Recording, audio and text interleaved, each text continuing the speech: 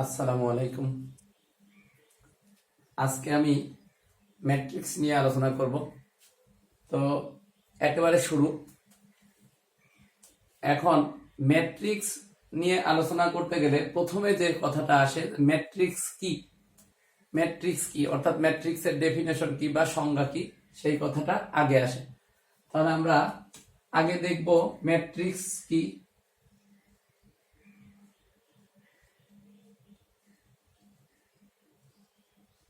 Matrix কি, এই কোশ্চেনটার অ্যান্সারটা আমরা চেষ্টা করি। ম্যাট্রিক্স ম্যাট্রিক্স হলো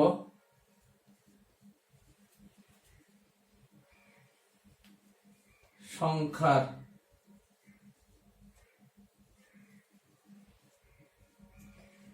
আয়তাকার বিন্যাস যা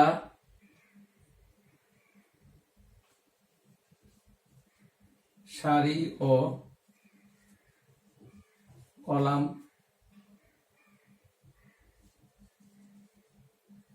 আকারে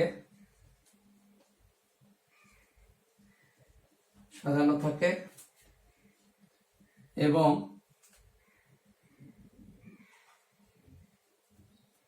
বন্ধনী ভুক্ত থাকে বা বন্ধনী দ্বারা আবদ্ধ থাকে। এখন এটা গেল সংজ্ঞা। ম্যাট্রিক্স হলো সংখ্যার আয়তাকার বিন্যাস, অবশ্যই আয়তাকার বিন্যাস, যা সারি এবং কলাম আকারে সাজানো থাকে। এখন কোশ্চেন হতে পারে যে সারি কি আর কলাম কি, তারপরে বন্ধনী দ্বারা যুক্ত থাকে। এখন যে কোনো বন্ধনী দিলেই কি হবে বা কেমন বন্ধনী হবে? তাহলে এখন আমাদের সারি কি বুঝতে হবে, কলাম কি বুঝতে হবে, আর বন্ধনীটার ব্যাপারে বুঝতে হবে। তো সারি আর কলাম, এখন আমরা কতগুলো সংখ্যাকে যদি এভাবে লিখি, 3 4 5, এদিকে 6 7 8, এগুলো লিখতে পারি। তো আচ্ছা, এই কিছুগুলো কতগুলো সংখ্যা লেখেন, তো সংখ্যাগুলো কিন্তু আয়তাকার হয়েছে। তো এই আয়তাকার সংখ্যাকে যদি আমরা থার্ড ব্র্যাকেট দিই তাহলেই এটা ম্যাট্রিক্স হবে, এটা ম্যাট্রিক্স হবে।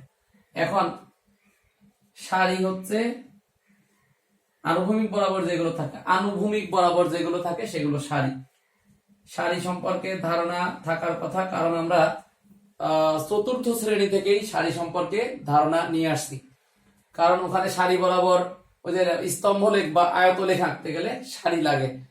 আবার উল্লম্ব দিক বরাবর যেটা, সেটাকে বলে হচ্ছে কলাম, এটাকে বলে হচ্ছে কলাম, এটাও হচ্ছে কলাম, আবার এটাও কিন্তু কলাম। তাহলে এখানে সারি আছে দুইটা, সারির সংখ্যা 2 আর এটা কলামের সংখ্যা হচ্ছে 3। তো আচ্ছা, এখন এই যে থার্ড ব্র্যাকেট দিলাম, এটাকে কিন্তু আরো অন্যভাবে এক্সপ্রেস করা যায়। যেমন এই একই জিনিস 3 4 5 6 7 8 লিখছি, এটাকে আমরা এভাবে ফার্স্ট ব্র্যাকেট দিতে পারি, অথবা আমরা এভাবে লিখতে পারি।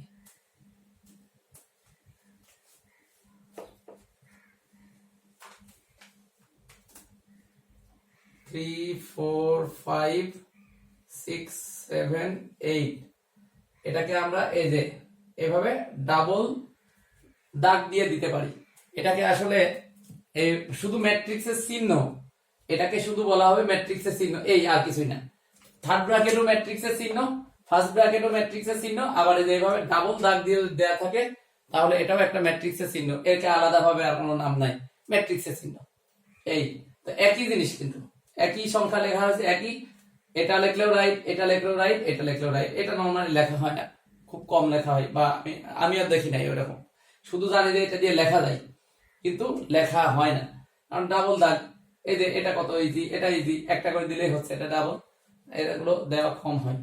এখন আমরা সারি কলাম দেখলাম, যে আনুভূমিক বরাবর যে সংখ্যাগুলো থাকবে সারি, আর উল্লম্ব বরাবর যে সংখ্যাগুলো থাকবে সেগুলো হচ্ছে কলাম। অবশ্যই সারি কলাম মেনটেন করে লিখতে হবে, সাজিয়ে একটা থার্ড ব্র্যাকেট বা একটা ফার্স্ট ব্র্যাকেট দিলেই সেটা ম্যাট্রিক্স হয়ে যাবে। এখন কথা হলো ম্যাট্রিক্সে সবসময় কি দুইটা সারি দুইটা কলাম থাকবে? না, একটা সারি দিয়েও ম্যাট্রিক্স বোঝায়, একটা কলাম দিয়েও ম্যাট্রিক্স বোঝায়। যেমন আবার এর থেকে বেশিও হতে পারে। যেমন হচ্ছে এখানে আমি লিখলাম হচ্ছে এ বি সি ডি, এটাকে যদি আমি থার্ড ব্র্যাকেট দিই তাহলে এটাও কিন্তু একটা ম্যাট্রিক্স। এর হচ্ছে সারি একটি, একটি সারি। আচ্ছা, আবার এখানে কলাম হচ্ছে মোট আছে একটা, দুইটা, তিনটা, চারটা, তাহলে চারটি কলাম। সরি, ইংলিশ বাংলা লিখে ফেললাম। এই যে চারটি কলাম, তাহলে একটি সারি চারটি কলাম। আর ওটা যেমন হচ্ছে দুইটি সারি আর তিনটি কলাম। এভাবে করে চেঞ্জ করে আরো অন্যভাবে দেওয়া যায়। যেমন এখানে আমরা অন্য কিছু দিতে পারি। এটা দেখালাম হচ্ছে একটা সারি চারটা কলাম। এমন হতে পারে যে A B C E F, এটাকে একটা থার্ড ব্র্যাকেট দেওয়া হলো। এটাতে তাহলে দেখো পাঁচটা সারি আছে, এখানে আছে পাঁচটি সারি। এই যে একটা, দুইটা, তিনটা, চারটা, পাঁচটা। আর কলাম আছে কয়টি? একটি, একটি কলাম। তো পাঁচটি সারি একটি কলাম, এভাবে হতে পারে। আবার শুধু শূন্য শূন্য দিয়েও কিন্তু ম্যাট্রিক্স হয়, সেটা ম্যাট্রিক্সের প্রকারভেদের মধ্যে গিয়ে আমরা পাবো।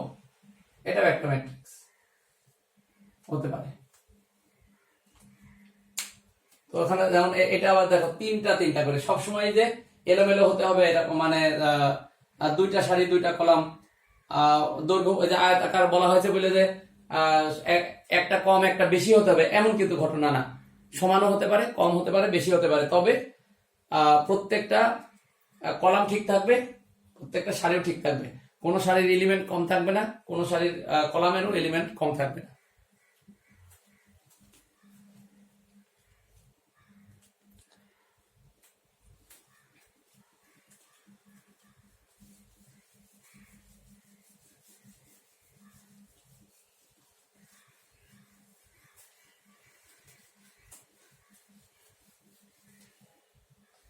এখন কোশ্চেন হতে পারে যে কোন সংখ্যা সাজাবো, কোন সংখ্যা সাজানোর দরকার। তো এখন একটা উদাহরণ দিই।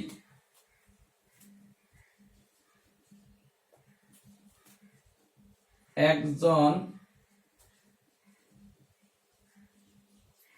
শিক্ষার্থী কোন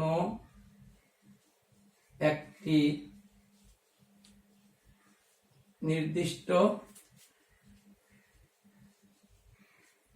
সপ্তাহে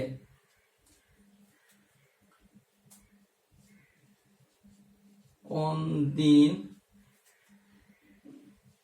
কত সময়, সময়টা আমরা ঘন্টায় নিতে পারি,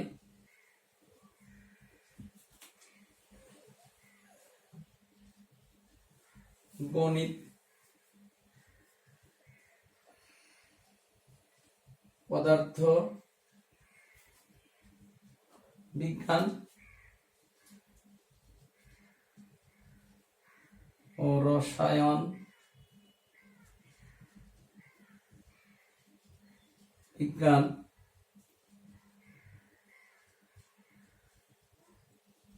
অধ্যয়ন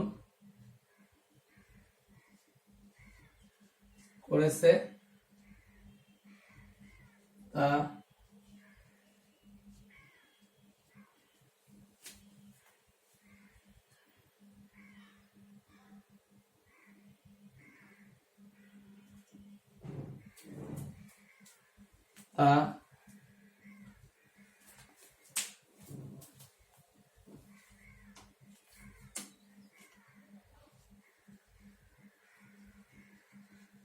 আয়তাকারে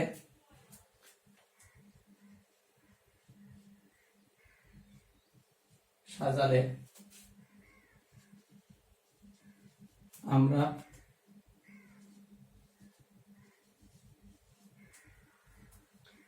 দেখো বিষয় আছে তিনটা, বিষয় তিনটা, তাহলে তিনটি আমরা যদি এই বিষয়গুলোকে সারির দিকে রাখি, সারি বরাবর রাখি, তিনটি সারি ও কয়দিন অধ্যয়ন করবে? একটা নির্দিষ্ট সপ্তাহ। এক সপ্তাহ সমান কয় দিন? 7 দিন। তাহলে 7টি কলাম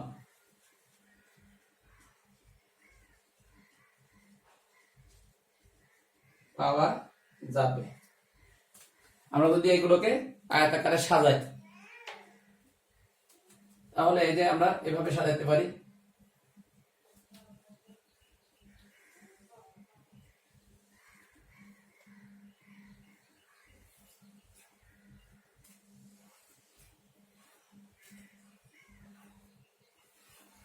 এখানে হচ্ছে আমাদের গণিত, পদার্থবিদ্যা আর রসায়নবিদ্যা। একটু বড় লাগবে, একটু স্পষ্ট করে দিই।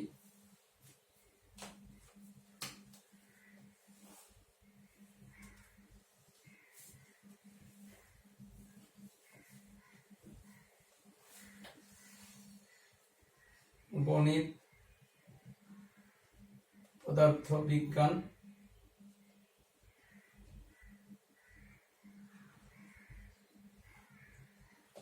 রসায়ন বিজ্ঞান,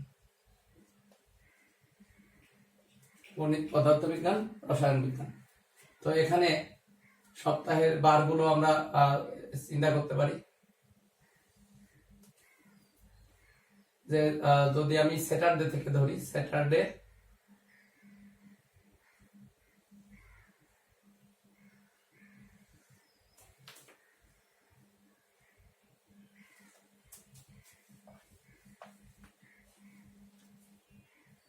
Sunday, Monday, Tuesday, Wednesday, Thursday, Friday.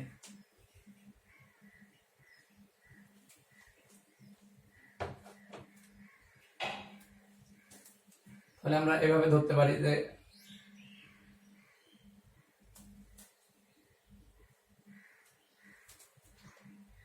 Five, 1, 0, 3, 4, 2, 6।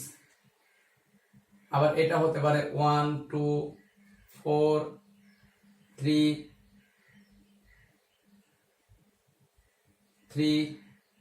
1, 0। আবার এটা হতে পারে 2, 3, 5, 0, 1, 2, 4। তো সংখ্যাগুলো এইভাবে সাজানো হলো। সাজাইলে আমরা কি দেখতে পাচ্ছি যে এই যে গণিত, এই বরাবর দেখো এখানে 7টা সংখ্যা আছে, যে সে এত ঘন্টা গণিত, এত ঘন্টা, স্যাটারডেতে এত, সানডে এত, অর্থাৎ শনি রবি সময় এভাবে করে ইয়ে পাইছি। এখন আমরা যদি শিরোনাম উচ্চ রাখি, শিরোনাম উচ্চ রাখা অর্থ হচ্ছে যে আমরা এই হেডিং গুলো নিব না, এই নামগুলো নিব না। তাহলে কেমন দাঁড়াচ্ছে? তাহলে শুধুমাত্র এই সংখ্যাগুলো থাকে 5, 1, 0, 3, 4, 2, 6, 1, 2, 4, 3, 3, 1, 0, 2, 3, 5, 0, 1, 2, 4।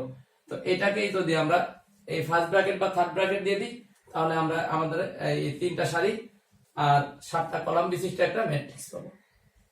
এটি একটি 3টি সারি, এটি একটি ম্যাট্রিক্স যার সারি 3টি ও কলাম 7টি। তো এই হলো ম্যাট্রিক্সের মোটামুটি ধারণা। আরো দেয়া যায়, আমরা দিয়েও দিতে পারি, ইকুয়েশন। সমীকরণ জোট, সমীকরণ জোটও কিন্তু এই ম্যাট্রিক্স এর মাধ্যমে প্রকাশ করা যায় বা ম্যাট্রিক্স দিয়ে সমীকরণ সলভ করা যায়। তো এটা আমরা দেখাতে পারি। আচ্ছা, একটা উদাহরণ দিই।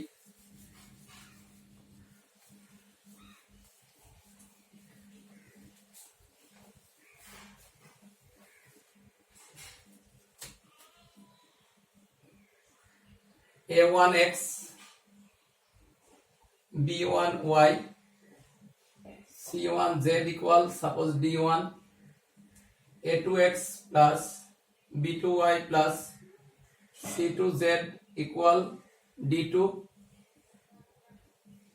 a3x b3y plus c3z equal d3। এভাবে ইকুয়েশন সংখ্যা আরো বেশি হতে পারে বা চলক সংখ্যাও আরো বেশি হতে পারে। তো এইটাকে দেখো, এটা একটা সমীকরণ জোট, এটা হচ্ছে সমীকরণ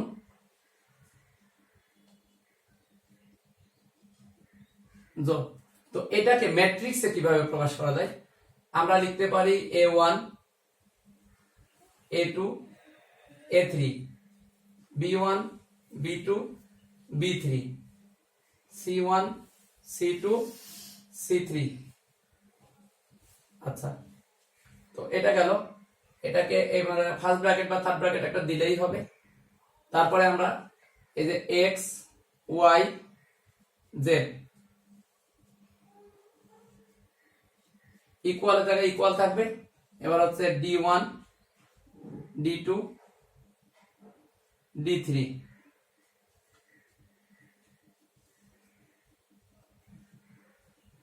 তো এটাও আমাদের একটা এই সমীকরণটাকে আমরা এখানে যেভাবে লিখলাম, এখানে দেখো ম্যাট্রিক্স পাওয়া গেছে তিনটা। এটা একটা ম্যাট্রিক্স, এটা একটা ম্যাট্রিক্স, এটাও কিন্তু একটা ম্যাট্রিক্স। তো এই যে তিনটা ম্যাট্রিক্স যেভাবে সাজানো আছে, এরা কিন্তু এই সমীকরণ জোটের সম্পূর্ণ বৈশিষ্ট্য এর মধ্যে আছে। অর্থাৎ এখান থেকে যেভাবে আমরা সমীকরণ সলভ করি, এখান থেকেও কিন্তু ওইভাবে সমীকরণ সলভ করতে হবে। তো চলক সংখ্যা বেশি যেহেতু, এই ম্যাট্রিক্স দিয়েই এগুলো ইজি হয়। তো এইভাবে আমরা সমীকরণ জোটকেও আমরা ম্যাট্রিক্স দিয়ে সমাধান করতে পারি এবং এটা ইজি হবে। তো ডেফিনেশন মোটামুটি এইটুকুই।